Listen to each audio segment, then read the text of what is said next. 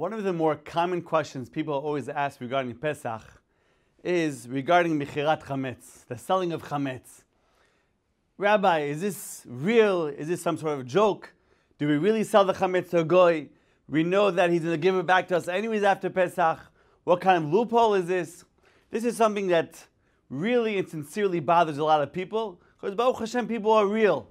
They want to do things correctly, they want to do things right, and if they feel that it's a somewhat of a scheme, chaz v'shalom, then they don't want to believe in it or get involved with it.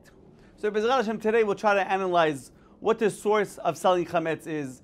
Is it something that is reliable, not so reliable, preferable, not so preferable? So B'ezrat Hashem, if and when you do it, you'll have a better understanding of this halacha. Introduction. We have the prohibition, which everyone knows. On Pesach, we have the prohibition, it is asur, it is forbidden to eat chametz. That is something that little children know. There's no chidush over here. However, besides the isur, the prohibition of eating chametz, it's also forbidden for a person to own chametz on Pesach. Bali ra'eh, bali matzeh. You cannot have chametz in your possession. So even if you don't eat chametz, you're not allowed to own chametz. You can't just take your chametz and put it in your closet and hide it there for the duration of the holiday and think, Baruch Hashem, you didn't eat it, so you're good to go. Quite the contrary. Halakha says clearly that if, Baruch Hashem, you keep Pesach in the sense that you don't eat any chametz, but you own chametz in your possession, then chametz she'avar alav Pesach is asur behana'ah.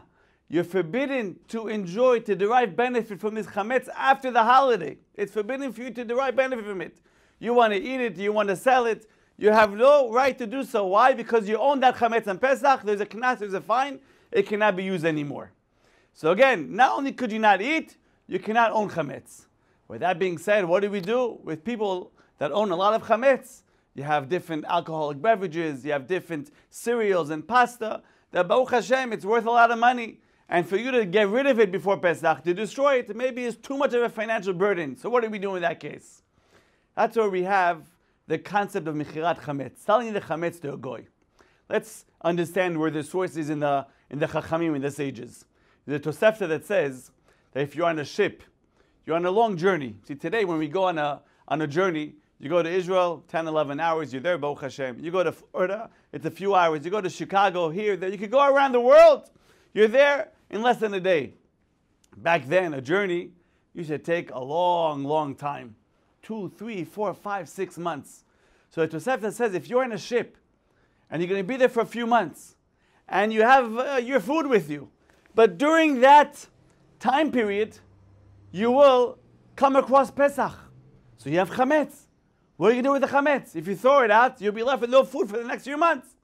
So the Chachamim tell you what you could do is, you could sell it to a goy or give it to him as a matana gemura, and then after the Chag, after the holiday, buy it back from him.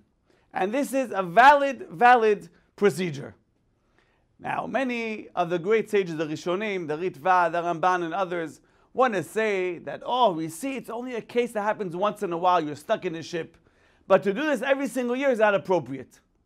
Nowadays, for most people, they do it every single year. It's a financial loss. For me to throw out all this alcohol, all these different food products, it's too expensive. Therefore, the Chachamim over the generations have made this sale to a goy, covering all the different bases. This way it's going to be good halachically from a Torah standpoint, from a rabbinical standpoint, that the sale to the goy of the chametz is done, where the goy mamash owns the chametz in a sense that if the goy comes knocking on your doors on Pesach and you open the door, hey, how are you? How can I help you? It's like, yeah, is this so and so? You say, yeah, it's me. Oh, I bought your chametz. You're going to have to give him the chametz. Obviously, he'll have to work out the payments, right, with the rabbi who's your shaliach, your messenger. But at the end of the day, the chametz is really owned by the goy. So when we're talking about mechirat chametz, although 99.9% of the time, the goy eventually, after Pesach is over, tells the rabbi that he's willing to give it back and sell it back to them. If he ever decides not to, and he wants to go on with the sale, you should know it's a binding sale according to Jewish law and according to the law of the land as well.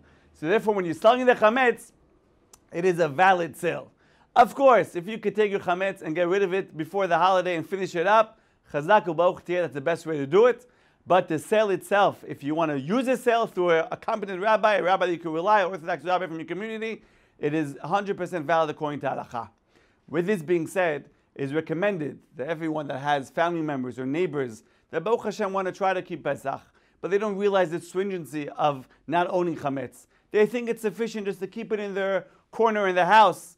You should go over to them, explain to them the importance, and maybe even bring the contract that you could find in the shul or in many websites. You get them to sign on it to sell the chametz. Make sure they close it up during the holiday, and you're protecting them from chaz v'shalom owning chametz on the chag. So as a review, not only are you not allowed to eat chametz in Pesach, you cannot own chametz in Pesach, and therefore every single person that wants to hold on to his chametz must make sure he does a sale with a Rav.